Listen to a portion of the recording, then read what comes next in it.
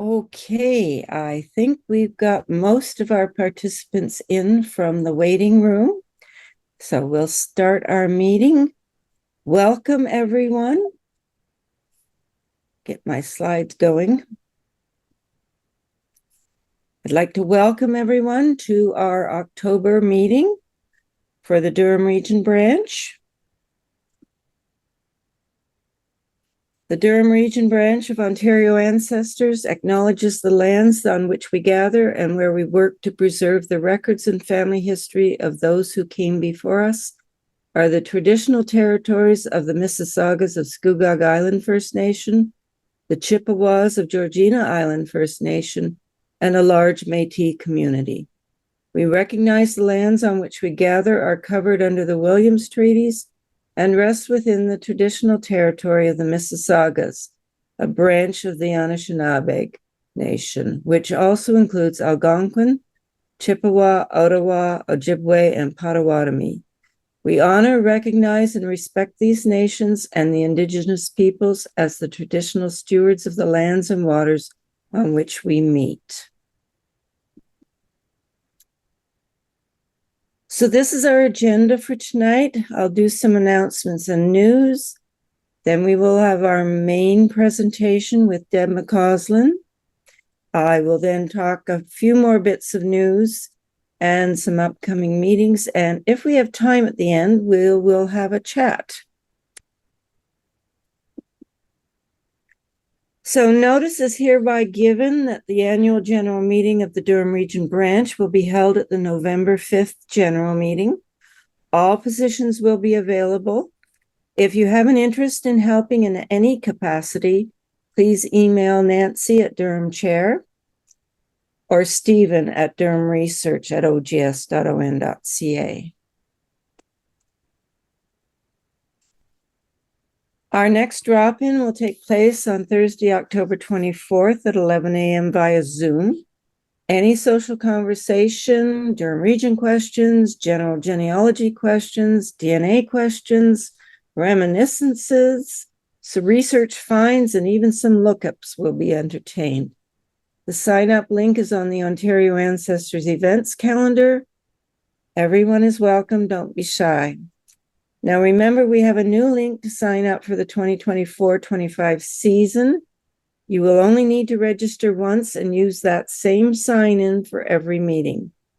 And the sign-up is posted prominently on our Time Traces website just below the announcement of this meeting.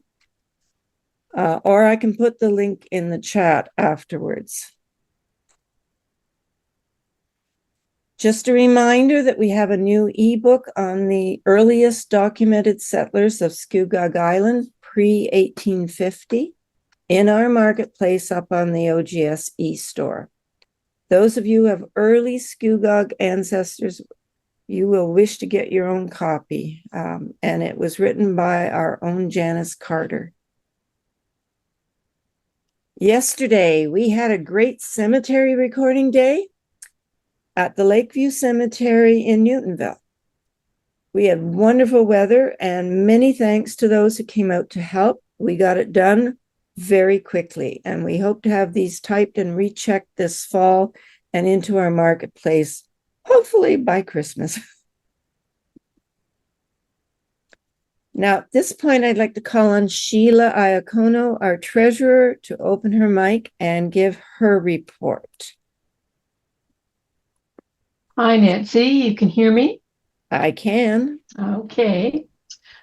So everyone, I have the treasurer's report from quarter 3, so from July 1st to September 30th. Our current balance in the account is $3,181.78. The deposit for the quarter was $425.04.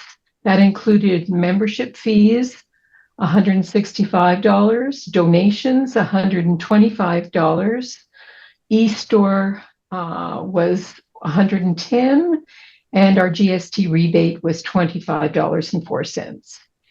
Our withdrawals for quarter 3 were $1,114, and those were our regular withdrawals. The service charge of $3 a month for $9. The rent and internet, $955. And our speaker for September was $150. And that concludes the report. Oh, thank you very much, Sheila. You're welcome. So I have some other local news. Let me just see. And I will do that after the main presentation. So at this point, I'd just like to introduce Deb McCausland. She's a retired nurse. She was born and raised in Huron County, but has lived on both coasts, around the London area, and in Kingston. Deb and her husband returned to Huron County 7 years ago. Deb was chair of Huron County branch, 1990 to 91 and 2019 to 2023. She also served for 3 years as the recording secretary for Kingston branch. So Deb knows OGS inside and out. Deb is passionate about scanning and indexing as many Huron records as possible and making them available to members. On a personal note, Deb has been working on her own family tree since 1982. She has deep Huron County roots. All 16 of her great-great-grandparents were either born or settled within a 20-mile radius of each other in northern Huron County.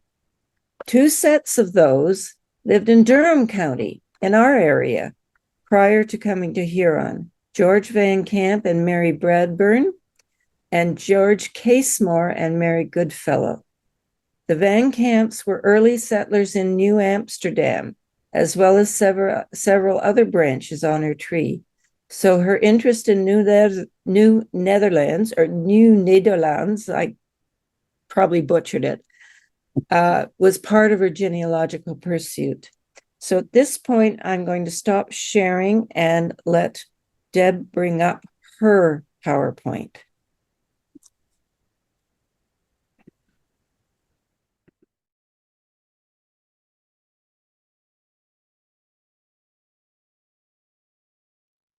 So the Uxbridge Genealogical Group, they meet Thursday, October 17th, and they are doing a Zoom with a preservationist from Ottawa, Kyla Ubbink, and I had the pleasure of talking to her at one of the pre-COVID OGS conferences, and I think you would find it a very good topic, dating and caring for old photos.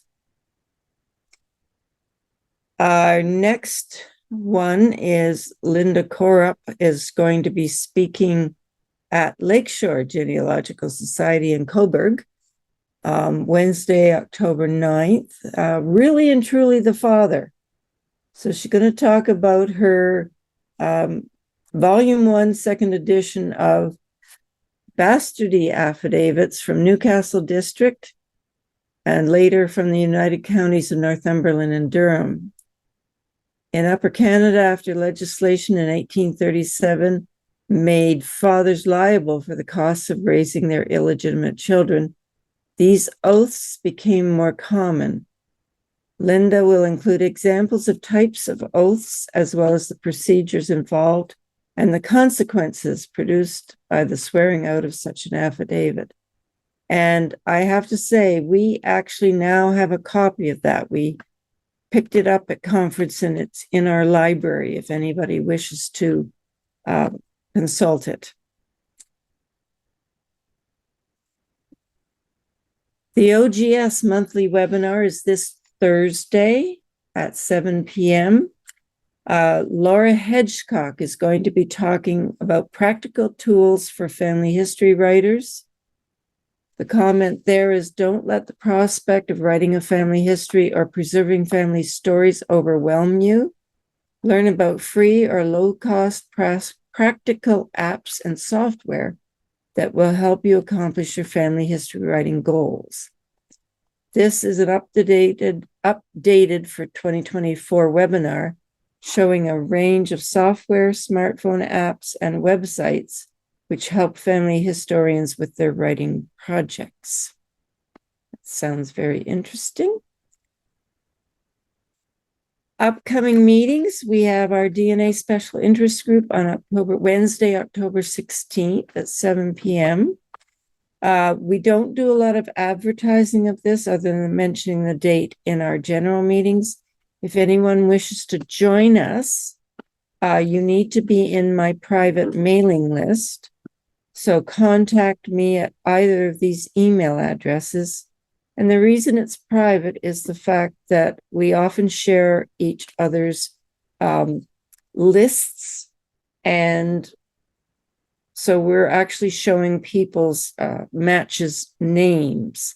And we can't do that in a public meeting. It has to be kept pretty private.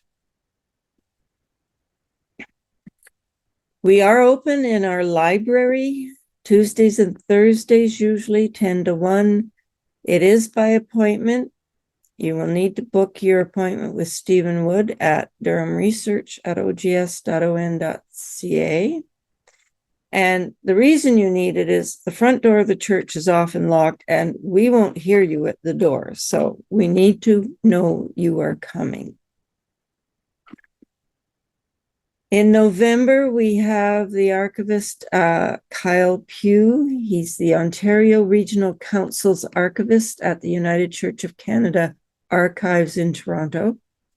The archives houses thousands of vital statistic registers and historic rolls, and Kyle will describe these and provide valuable tips on navigating the United Church's collections. December will be our annual show and tell, as well as the potluck Christmas goodies. I'm still debating whether it's going to be hybrid or in person only, and I'll let you know next month. January is also booked. Gordon McBain will be talking on where have all the obits gone? Now that we no longer have printed newspapers, it's a good question. OGS is hosting a 3-part series in October on family history writing again. OGS members get this as a free benefit. You just have to sign up, and non-members can pay $30 for this series. And there are the speakers and the topics.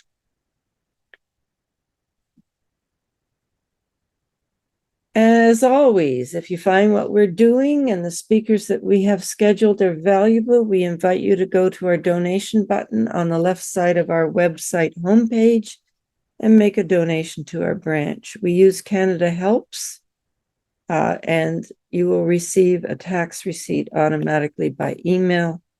I believe it's $20 or more, but don't quote me. This is our contact information, and I will put this in the chat as well.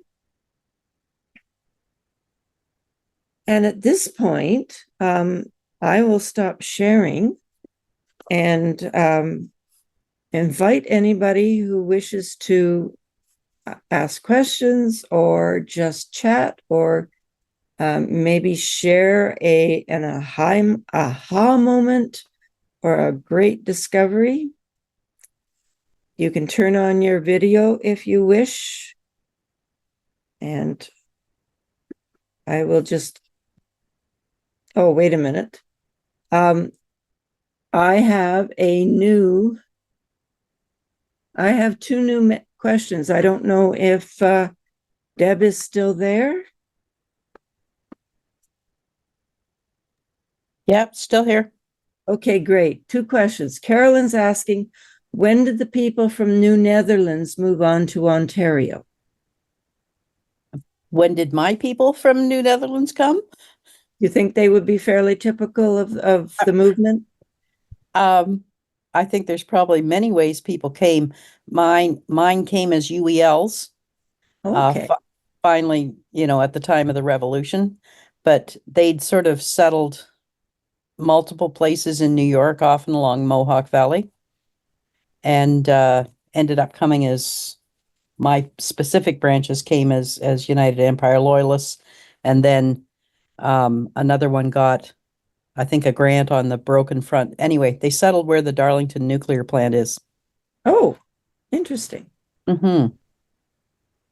And why did they move on to Huron? Um, I don't know specifically, but I think it was sort of like the oldest child of a William Van Camp had married 3 different times. There were many, many descendants from him, and mine was the oldest one from William Van Camp. And I think, they were just running out of land and places for opportunities, and there was land opening up in Huron. Okay, that sounds pretty common. Mhm. Necessarily the oldest child, but certainly younger sons that didn't have a hope of getting part of the family farm went north, west, and west. Anne is asking, or do you want to ask it yourself, Anne? Do you want to put on your mic and ask? Anne's actually brave enough to show her video. Yes, yes. I was just wondering whether after the British took over, was there a lot of mixing between the English and the Dutch, or did they sort of maintain their separateness? I know they had separate churches, but did they intermarry a lot, or did they stay separate for a long time? I don't think I can answer that question for you because, my focus when I was looking at it was looking at the early years of it. And I just got the sense of what people were writing up was that it stayed Dutch for longer than you would have thought. But I don't know how many years that was, to be perfectly honest. But I'd imagine there was a slow, joining of ways. Yeah. Yes. Okay. Thank you. Thank you. Okay. Is there anyone else who would like to unmute and ask a question or start a conversation link? Can I have a try at this? Certainly. Go ahead, David. Deborah, you had that group that had the 12 advisors to help. My ancestor was one of the 12. Oh, neat. That's my connection to New Amsterdam. Uh, The New Amsterdam colonies were quite unique in that they accepted anybody and everybody as essentially equals. So there was no mass migration out of New Netherlands when the English took over. As much as possible, the people just kept doing what they were doing, and there was a gradual long-term assimilation. There's no running away from the British. The economy was too good. The money was too good. Even the British couldn't ignore the money. So that was the real motivator. And they went all kinds of different ways. My guys eventually ended up in the lumber industry in New York State. And as the lumber diminished in New York, they went up to Quebec, went up to Hull, massive lumber industry in Hull, and then moved on to there. So not so much a colony collapse as just a drift. If you read Shorto's book, he really emphasizes the uniqueness of how the Dutch wanted to work with people. There was no us versus them. It was, if everybody can make a buck, let's all get along and do it. And color didn't matter, religion didn't matter. Some of the wealthiest early New Yorkers were blacks, slaves that got away from various things and became free people and had good businesses largely in bringing sugar in from the islands, buying from their kin. But it was real different attitude about that colony. That was you have to read read Shorto's book maybe more than once to get a handle on how much freedom there was within the colony. Very, very different than anywhere else that ever was colonized. And then you got to ask, what happened to the Swedes? Where'd they go? There was New Sweden, and they all just sort of vanished. So, and you see all The Swedes are a much later migration to North America, so something happened to them. But anyways, it's a fascinating. If you're lucky enough to have a reason to research in New Netherlands, it's a lot of fun. And this New Netherlands Institute, with their oodles of documents, how did they get so many documents from the 1600s through to today, so that guys can sit down and interpret them and put them on the internet one after another? The volume of documentary evidence is ridiculous for the time period. Mhm. Awesome. It's, Really uh, awesome. it's And kind of and cool. I think we can't ignore the fact that they just surrendered.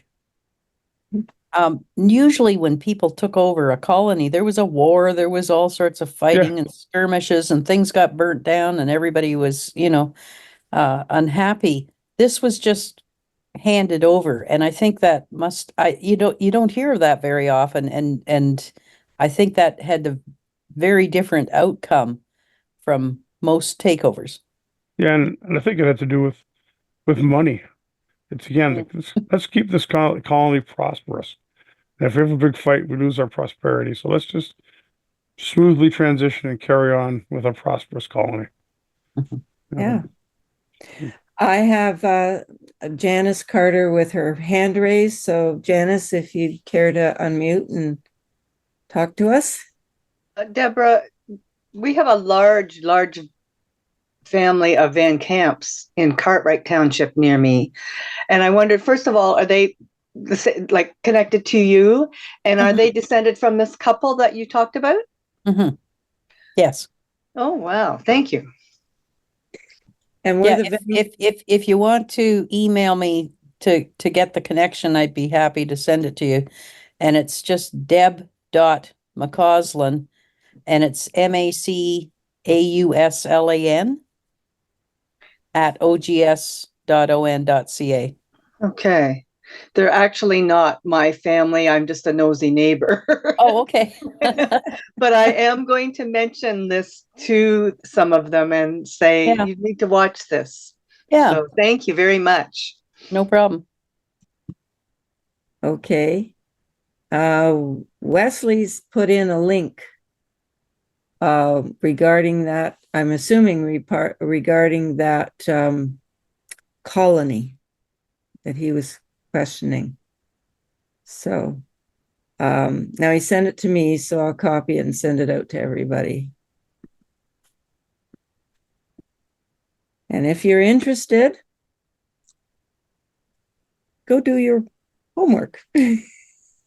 Well, even if you do nothing else, if you're interested at all, Google New Netherlands Institute and just play on their website, and you can drill down into records. It's great. So New Netherlands. It's on the reference list on the handout. Oh, good, good. But if you just even want to just Google that, it's worthy. Great. Okay. I don't see any other hands up, but I'm slowly scrolling through the attendance. Is there anybody else who has New Netherlands or New Amsterdam ancestors and could share with us how they came to Ontario or where they went if they didn't come to Ontario?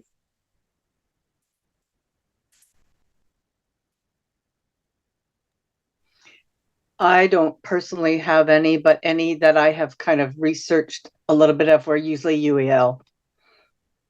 Okay. And I have to admit, my half brother, his father's line are UEL from New York. And that's the reason they came to.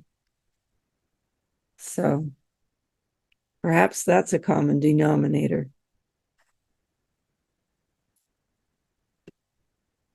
Okay, anybody have another topic that they want discussed or kicked around or have a question as to resources we might have in our library? I think Steve is on the call. Yes, he is. And he could help us understand our depth of knowledge in certain areas.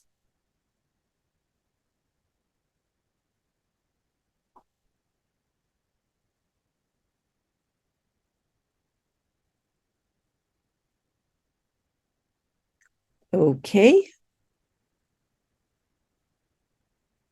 If I have no questions coming up and nobody even putting anything in the chat, I think we have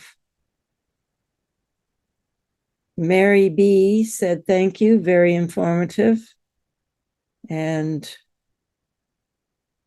Ian put just to let you know that my 1, 2, 3, 4, 5 times great grandfather, resolved Waldron, was the shout of North of NA, New Amsterdam, SCHAUT. Okay. Ian, you've got to come on and tell me what that is. If Ian doesn't, I can tell you it's a magistrate essentially. Oh, okay. Resolved Waldron is my ancestor as well. Ooh, well, you have to. He's put down at sheriff. Yeah, sheriff, magistrate, whatever. Yeah. Yeah. Okay. Well, it looks like David, right? David. Yeah. And Ian need to talk to each other because they're cousins. Perfect. Okay. A short meeting tonight, but I hope you got something out of it. Even if all it is the knowledge that there's a lot of Dutch records down in New York. So, So could yes. I say something? I'm sorry, I can't even find the Sure. place to raise your hand, so. Okay, no problem. Just go right ahead. I don't think Okay. anybody's. Okay, so my husband Dan DeLong has an ancestor who's who was born in Amsterdam and came to New Amsterdam, and but it wasn't until she was born in 1659, so about 1659. So it was she came to New Amsterdam. She came to the New Amsterdam area in about 1681, and so that's quite a bit later, I think. Okay. I have a Rem- comment as well, and I don't know where to find my hand raising. Okay. Just I have a very prolific Ontario family named Dingman, and as you trace them back, they do go to the Netherlands, and with many different spellings, and there are just bazillions of them. I would be interested in sharing surnames with some of the other members who were on the on this webinar. okay. So I think we can do that in the chat. If everyone who has a surname from New Amsterdam, if you just go ahead and type it in, and then we can save the chat and you'll see the name of the person who typed that surname in. So I'll start it off. I'll put in my half-brother's last name.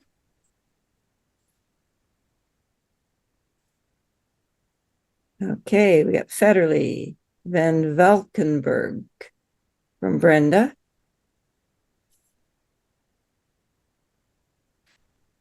Don't be shy, folks. So I don't know enough about the geography of there to know what the place names would be. Oh, these are the surnames. No, but in order to know if it's in the area she's looking for, what are the names of the towns and the townships and things? Like, Well, we could take a broad scope and say anybody they think it was early New York State, practically. Well, okay, Steve's got Van Arnhem, Lansing, Van Vranken, Truex, Heemstraat, and Quackenbush. That's impressive, Steve. And I would have to, Geographically, you have the New Amsterdam, which is kind of New York, a little bit of Long Island, and then it's up the Hudson River to Albany, which was Port Orange at the time. And it is, there's not much else. I mean, we're not talking about cart paths off 20 miles into the woods. There's nothing away from the river early on. Okay, So it's a very linear little colony up the Hudson River to Albany okay. initially. And the Mohawk Valley too? Yeah, but not as much. Because everything north past Albany on the either the Hudson or the Mohawk was essentially fur trappers at that time, bringing furs down to Albany. Albany was essentially the first civilized, in quotes, place they'd encounter on the rivers. So it was beyond that, essentially wilderness and fur trappers and stuff like that. So at the early stages, Very and then it gradually develops from there. But if you see anybody in that whole sort of, I guess that's central New York up the two valleys, that would be candidates for that. Okay. So just, you can't hear me, I don't think. I can hear Yes. you, Ian. Okay, it's Ian. Just to let you know that in terms of Resolved Waldron, he came over at the same time as Peter Stuyvesant. He and his family were actually from Harlem. New Harlem was the original name of Harlem on Manhattan Island, because when New Amsterdam was taken over by the Brits and became New York, the Dutch all moved up island and founded the town of Haarlem, named after their hometown in the Netherlands. So my particular family are actually connected with just Manhattan Island, although they later spread around north on the Hudson. And my great-grandfather was actually from Nyack, New York, and he and his family are all in those counties around Nyack and Tarrytown and that part of New York State. Okay. Other names listed here: Christensen, Puffer, Dingman. You gotta think that's been anglicized. Franson, Pierre, Delange, Cool, Van Schake, and can correct me. well, I don't know Okay. how it would be pronounced. Okay. And Steve has added some more. Tunis,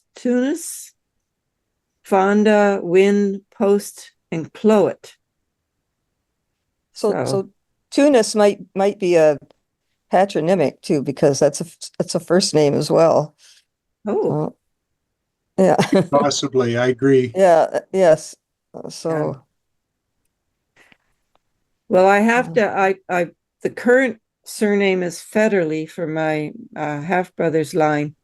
But when you go further back, I think it used to be Vetterly with a V or Vatterly, or, like many different spellings. Anne's added Wilts or Vilts, whichever it is, and Van Wyck. Yeah.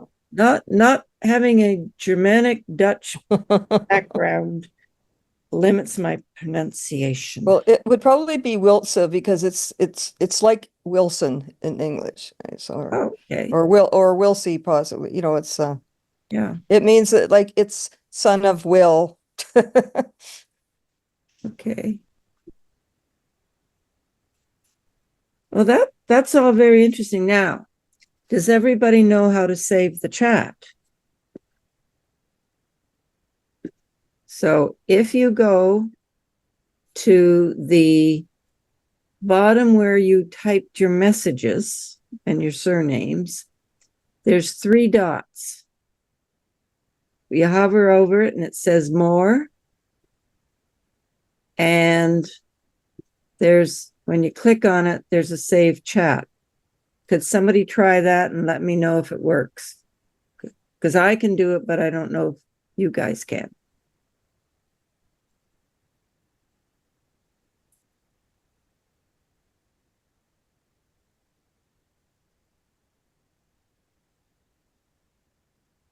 Is it in the same line as the arrow to send things? And Yeah, I can't see the 3 dots. okay. I've got one that's format, one that's a happy face, one that's a file piece of Yep. paper, Yep. a screenshot, a down arrow, which I'm not sure what that is. And then there's a 3 dots that's, when you hover on it, it says more.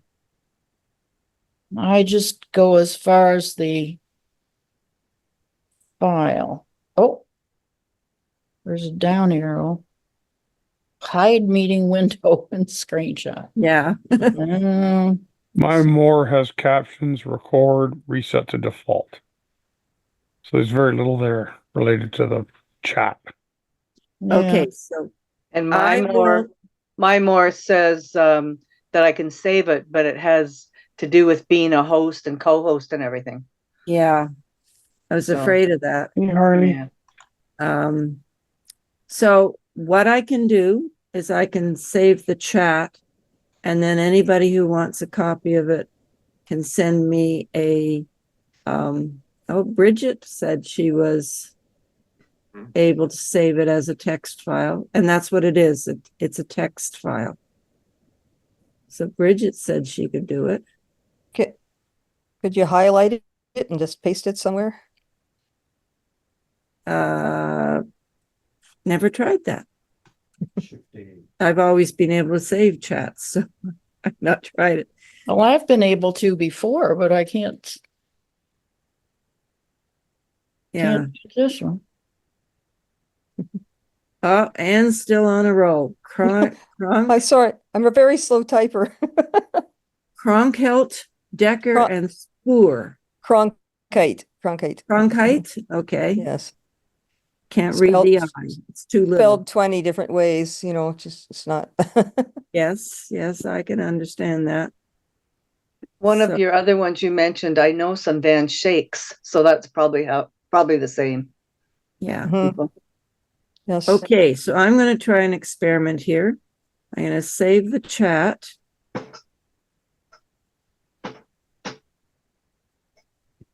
Okay, and then I'm going to try and resave it as a PDF and post it in the chat again. So let's see if I can do that. File. On mine, it just came at the top. Durham branch.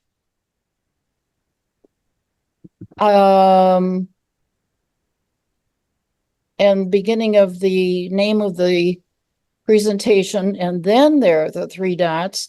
Then there is a right, the When you Hey. hover over the 3 dots, it says more, yeah, and I just found it too. Thank you, Carolyn. yeah, Yeah, you click on the 3 dots and it says save chat. yeah. Okay, well, that's what I'm seeing. So But this, anyway, I will. yeah, this is at the top rather than the bottom. Okay, Yeah, it's mine too. okay. Is it Mac versus Windows? Mine's Uh, Windows. It might be computer versus iPad. I'm Oh, I'm computer. Okay, and so am I. okay. Oh So my. At the top of the chat window, right? Not at the top of the Zoom, at the top of the chat window, Right, That's correct. right. there's Okay. 3 dots. Mine's at the bottom. Yeah. Okay, that's And what I do. I would have to go back into my, I haven't looked at all these Dingmans for a while. I'd have to go back and look at, my tree and tell you what all those funky names are. Yeah. So, So, Do you do a follow-up email? no, not usually. Okay, and Nancy, I accidentally posted mine to you instead of to everyone, so all I'm seeing are the ones I posted myself. Okay. Well, I have just posted to everyone a PDF called Durham Meeting Chat, aha, which is my copy of the chat. Oh, and then when you click on it, it says, do you want to save it? So I'm going to save it. Yeah. So you should see Yes. what I saw, whether no matter who it was from or who they posted. That's good because I couldn't see any of the names at all except your Federley. Oh, really? Yeah. Okay. Yeah, we would have had to change the two because from questions to everyone, Yeah. which I did not do.